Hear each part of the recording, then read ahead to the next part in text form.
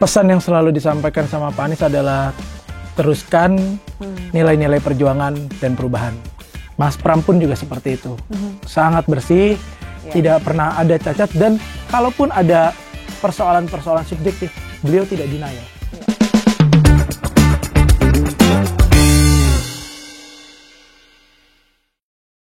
Dari kubu Anies Baswedan, akhirnya sekarang ke kubunya Mas Pram dan Bang Rano. Kenapa, Mas? Banyak hal. Ya, yang pertama kan Pak Aniesnya sendiri juga tidak ada di kontestan politik. Terus yang kedua juga sebenarnya kan kalau kita melihat ini, anak abah ini memperjuangkannya siapa sih? Orangnya atau gagasannya? Jadi ketika saya dulu berjuang bersama Pak Anies pas Pilpres kemarin di Timnas Amin pun, pesan yang selalu disampaikan sama Pak Anies adalah teruskan nilai-nilai perjuangan dan perubahan.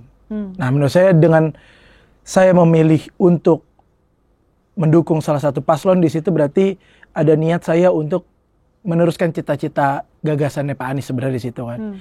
Nah, ketika saya melihat, pertama kan kalau kita melihat dari paslon itu ada beberapa variabel kan. Kalau saya simpel sih ngelihatnya, yang pertama itu dari karakteristiknya, kedua dari rekam jejaknya, dan yang ketiga dari programnya. Karakteristik udah saya melihat antara Pak RK juga dengan Mas Pram ya, kita kan melihat dari tokoh gubernurnya lah. Saya melihat dari tingkat kesantunan, ketidakangkuhan, terus kaya akan gagasan, dan mau benar-benar melihat permasalahan dari akar rumput, itu ada di Mas Pram. Dan bahkan sebenarnya, jadi pas ketika saya pertama kali ketemu dengan Mas Pram itu kan waktu itu di Blok M ya, lagi habis makan angkringan, di situ Mas Pram ngomong kayak, saya minta diskusi sama kamu, saya butuh kamu, butuh bantuannya, bilang gitu. Oh siapa? Akhirnya ketika pertemuan berikutnya dengan Mas Pram pun, saya menyampaikan kayak, Pak, tolong dong titip, ini persoalan Kampung Bayam seperti ini. Saya kasih tahu apa hal-hal yang menjadi permasalahannya. Mas Pram pun juga sangat mendengarkan, bahkan dibilang, oke, saya coba selesaikan persoalan JIS. Terus beberapa ide-ide lain juga yang keberlanjutan dari Pak Anies diterima dan bahkan masuk ke dalam program-programnya Mas Pram. Jadi menurut saya Mas Pram ini benar-benar orang yang sangat mau mendengar banget. Itu sih. Terus balik lagi ke yang tadi Mbak Anggi. Yang kedua itu kan jejak rekam ya. Jejak rekam itu penting. Karena saya selama ini kan kemarin berada di Pak Anies, kita tahu jejak rekam Pak Anies ya. Sampai detik ini alhamdulillah tidak pernah ada masalah. Mas Pram pun juga seperti itu. Sangat bersih, tidak pernah ada cacat, dan kalaupun ada persoalan-persoalan subjektif, beliau tidak denial. Tidak menghapus jejak masa lalunya ya. Dia pernah melakukan apa misalnya di media sosial, dia mengakui dan memberikan penjelasan, tapi tidak dihapus masa lalunya. Itu yang membuat saya kayak ketika di kubu teladan nih. Iya, ketika di sebelah kan mencoba menghapus dan mencoba memulai lembaran baru. Menurut saya ketika pemimpin sudah mencoba menghapus masa lalunya, berarti tandanya dia ada apanya sih, bukan apa adanya. Berarti sebetulnya dari sosok karakternya Mas Pram cocok sebenarnya sama Mas Aldi. Apa aja sih Mas, boleh di-spill nggak sedikit program-program yang dilanjutkan oleh Mas Pram gitu kan, yang kira-kira akan lebih cepat nih untuk dikerjakan oleh Mas Pram dan juga Bang Rano dari programnya Bang Anies sebelumnya? Ini kita belum bahas program lah, permasalahan. Jadi banyak permasalahan di eranya Pak Anies yang belum selesai, tertunda di PJ Gubernur. Nah ini yang pengen diselesaikan di eranya Mas Pram. Nah, contoh misalnya kayak Kampung Bayam. Kampung Bayam itu permasalahannya adalah angka sudah keluar, angka sewa rusun tersebut. Terus unit sudah ditentukan, unit ini punya siapa, punya siapa, punya siapa.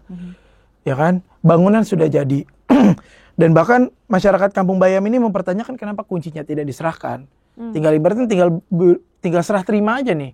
Nah, itu yang menjadi dispute kan. Sehingga waktu itu sempat ada tragedi Kampung Bayam, masyarakatnya yang sekarang tinggal di tempat sementara, mereka sempat mau balik ke rusun itu dan menempatkan rusun yang di JIS itu, tapi akhirnya mereka terusir secara paksa. Nah, itu yang akan diselesaikan oleh Mas Pram. Bahkan kemarin dalam acara Nyalain Pram itu, Mas Pram berstatement, untuk Kampung Bayam, saya pastikan tidak akan lebih dari 1 bulan, saya akan menyelesaikan dan memberikan hak apa yang seharusnya Kampung Bayam dapatkan. Dan itu pesan paling utama sebenarnya dari para loyalis Pak Anies, bahwa tolong dong nih Kampung Bayam. Karena Pak Anies sendiri kan waktu itu menjanjikan penggusuran dengan sangat baik. Komunikasi sangat baik, ingin membangun JIS, tapi bagaimanapun juga ruang tani kota ini dan juga Kampung Bayam ini kan harus dipindah. Akhirnya secara nggak langsung dipindah, dihancurkan, dibangunkan ruang vertikal, yang dimana akhirnya sebenarnya ruang vertikal itu kan rusun tersebut harusnya digunakan oleh masyarakat Kampung Bayam tersebut kan. Tapi sampai detik ini permasalahannya adalah kunci tersebut tidak pernah diberikan kepada masyarakat itu yang seharusnya berhak menerima. Terus yang kedua JIS, kita lihat JIS itu sangat baik Pak Anies membuat, walaupun dengan segala drama yang ada, sampai akhirnya JIS ini dijadikan kandangnya The Jack kan. Tapi ternyata JIS ini belum dapat dimaksimalkan. Kenapa? Karena kurangnya integrasi transportasi atau aksesibilitas ya. Nah itu yang akhirnya makanya pengen disempurnakan sama Mas Pram bahwa JIS sudah bagus, tinggal dipenuhi oleh aksesibilitas dan integrasi transportasinya.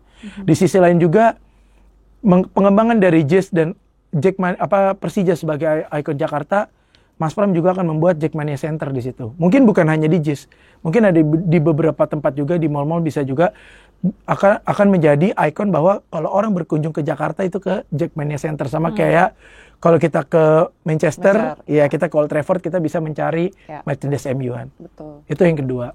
Terus yang ketiga, kemarin Mas Pram juga langsung ngomong mengenai trotoar. Ini bagus sekali kan, trotoar di eranya Pak Anies itu kan benar-benar sangat napak lah, kita lihat Kemang, ya kan. Terus habis itu di sekitaran Jalan Sudirman Tamrin benar-benar sangat luas. Itu akan terus diperluas sama Mas Pram areanya. Jadi wilayah-wilayah Jakarta itu akan dimaksimalkan sekali trotoarnya. Terus jalur sepeda juga, kebetulan Mas Pram juga hobi bersepeda. Dan menurut dia ini penting sebenarnya untuk supaya para sepeda itu tertib menggunakan jalurnya sehingga mengurangi angka kecelakaan. Karena ketika mereka sudah berada di jalur sepeda seharusnya paling dekat dengan trotoar. Jadi jika terjadi apa-apa kan aman, bahasanya seperti itu. Nah jalur sepeda ini juga Mas Pram ingin terus memberlanjutkan. Itu hal kecil lah. Hal besarnya misalnya kayak sumur resapan, itu juga diberlanjutkan dengan Mas Pram. Terus abis itu hunian rumah vertikal, itu juga akan dilanjutkan dengan Mas Pram. Ya rata-rata intinya kan kalau Pak Anies itu seluruh gagasannya itu adalah berkeadilan untuk masyarakat menengah ke bawah. Dan kalau kita semua mengkupas program dan visi misi Mas Pram dan Bang Dul itu melihat bahwa sangat sederhana, pro terhadap menengah ke bawah, dan sangat bisa dieksekusi, rasional. Sesuai dengan pemilihnya Pak Anies ini kan rata-rata rasional. Sehingga itulah yang ngebuat saya tertarik bahwa nggak mulu kok, sederhana, menyelesaikan, melanjutkan, dan menyempurnakan, itu yang cukup. Dan tadi kalau masalah di Kampung Bayam sendiri, kalau memang dalam waktu 1 bulan katanya ingin segera dipercepat prosesnya permasalahan ini, tapi yang menjadi pertanyaannya adalah untuk harga sewanya sendiri loh Mas Aldi, gitu kan ya.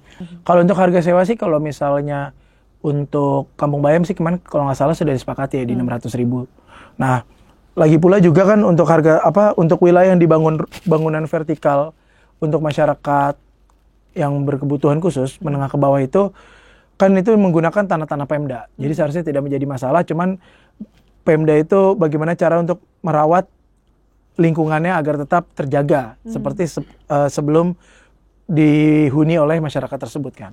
Nah, di sisi lain juga untuk bisa supaya memastikan masyarakat membayar sewanya, tentunya banyak program-program juga di Jakarta yang diberikan oleh Mas Pram dan Bang Dul kepada masyarakat, contoh misalnya kayak makan gratis untuk para pekerja di Jakarta. Terus habis itu transportasi gratis. Memang skemanya secara detail nanti tim yang akan membahas lah. Bisa jadi seminggu 2 kali, misalnya Senin Jumat Transjakarta gratis, berarti kayak gituan. Atau makan misalnya seminggu sekali. Terus habis itu sekolah. Ini yang paling penting juga kan, biaya sekolah ini kan sangat penting. Walaupun di Jakarta negeri semua udah gratis. Tapi pertanyaannya adalah apakah kita semua tidak boleh merasakan sekolah swasta juga? Intinya gitu. Nah, Mas Pram pengen menjawab hal itu dengan makin mahal lagi Mas sekolah swasta sekarang. Itu dia.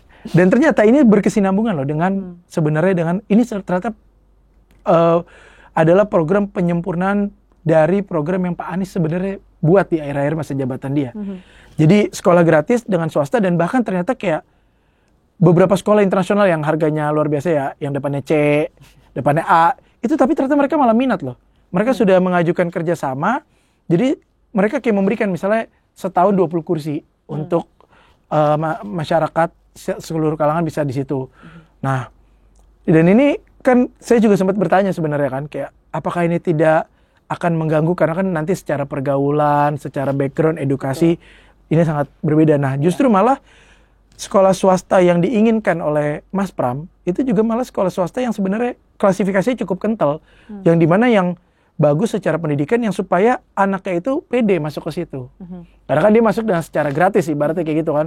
Tapi gimana pun caranya dia tetap bisa terjaga secara mental health-nya lah. Betul. Karena sekarang kalau misalnya kita bicara soal sekolah gratis di swasta, social life-nya gimana nih Mas? Itu apa-apa aja yang akan ditanggung? Iya. Nah sebenarnya ada 2. Hal paling singkatnya adalah untuk misalnya ya kita tahu lah kalau anak-anak swasta pasti datang ke sekolah naik mobil kan. Nah nantinya Mas Pram dan Bang Dul ini akan menyediakan bus khusus untuk sekolah swasta juga. Shuttle ya. Itu kan dengan ada shuttle, iya semua juga bisa kan. Dan itu tidak akan menjadi perbandingan. Terus habis itu yang kedua misalnya bicara mental health lah. Yang pastinya Mas Pram dan Bang Dul ini sangat aware terhadap itu. Tapi tidak memberikan penyelesaian dengan persoalan. Ya mungkin nggak mungkin dong anak sekolah disuruh curhat ke mobil kan. Capek. Apalagi mobilnya warna pink lagi nyarinya susah tuh kan. Ntar kalau yang cowok bingung. Ada yang warna biru nggak gitu kan. Kayak harus banget pakai warna pink gitu kan. Itu makanya. Nah, kalau kita tahu tuh sebenarnya di DKI Jakarta tuh udah ada hotline-nya untuk masalah itu. Mungkin belum 24 jam. Jadi nantinya hotline ini akan diintegrasikan dengan Jaki. Nah, dan ini free karena kan ditanggung oleh BPJS juga. Jadi setiap orang itu bisa berkonsultasi karena hotline ini untuk ke psikiater dan psikolog. Jadi kita segala permasalahan itu kita tinggal komunikasi by phone. Apalagi kalau kita sangat berkebutuhan khusus. Kan kita nggak tahu tingkat stres orang depres seperti apa ya. Misalnya dia sudah sangat stres hari ini, dia butuh teman cerita, tapi ternyata keluarganya juga tidak menjadi jalan keluar, dia pengen bunuh diri, masa dia harus cari mobil dulu? Susah dong nyarinya kan. Tinggal telepon, selesai penyelesaian. Dia bisa mendapatkan arahan atau apa, dan bahkan ketika dia nelpon pun tim sudah bersiap sebenarnya kalau terjadi apa-apa yang tidak diinginkan atau dia butuh sesuatu atau apa. Jadi ini benar-benar lebih relevan lah, lebih rasional dan memang bisa dijalankan gitu kan. Kaget juga dengan gerakan anak abah coblos 3 paslon. Nah, itu dia. Gerakan coblos 3 paslon itu bukan dari Tani. Ya kan? Bisa jadi ada gimmick politik lah. Iya.